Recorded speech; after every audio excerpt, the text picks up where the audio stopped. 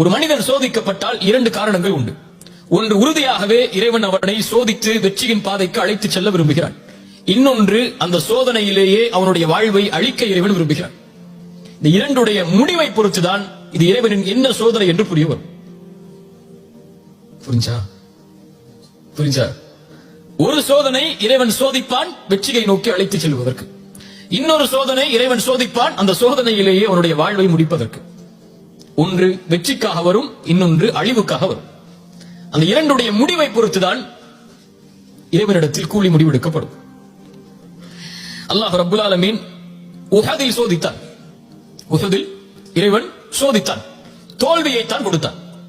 தோல்வியின் விளிம்புக்கு என்றெல்லாம் சொல்வதற்கு பதிலாக சஹாபாக்களுடைய தோல்வி உஹத் மிகப்பெரிய தோல்வி, புறமுகுது காட்டி ஓடும் அளவிற்கான தோல்வி. அது ரசூலுல்லாஹ்வுடைய பல் உடைக்கப்பட்டு அதுவும் சோதனையாக